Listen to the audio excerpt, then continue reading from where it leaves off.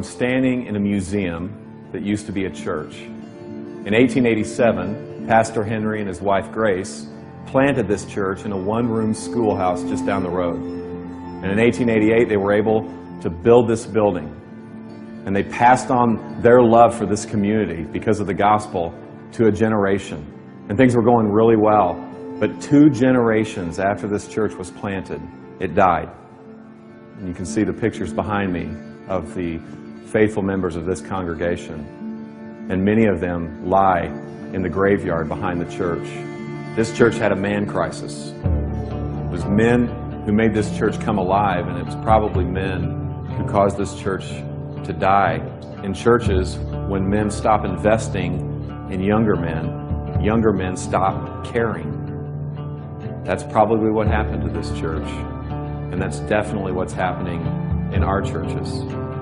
Older gentlemen do not know how to finish well. They don't know how to invest.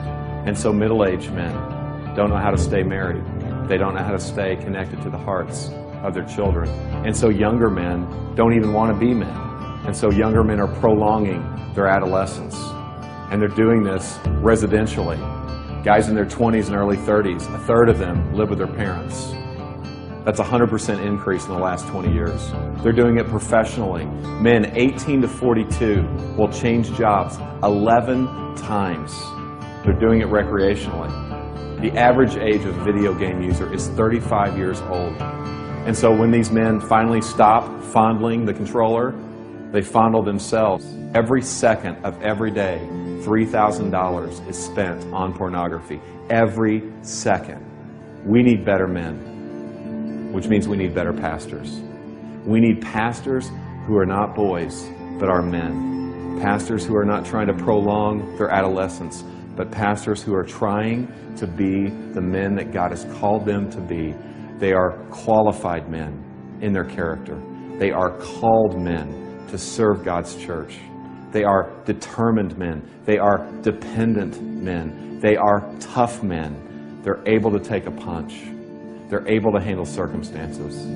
They're tender men. They're able to love their wives and love their kids and to teach their church to love their community.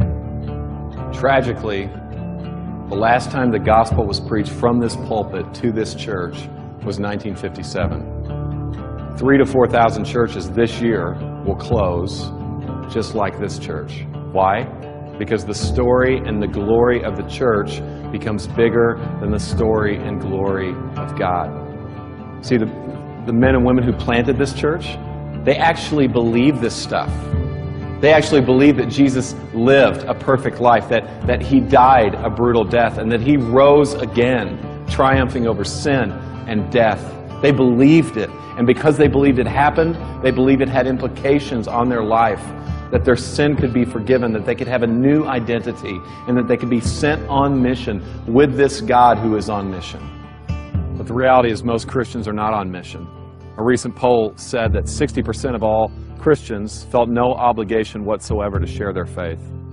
Now, the temptation for us pastors is to beat the sheep with a stat like that in our sermons. But here's the reality, guys. They're simply imitating and following our example.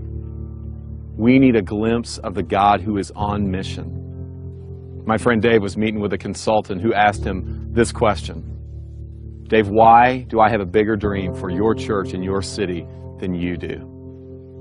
And I don't know about you, but I don't want anyone to have a bigger dream for my church and my city than me.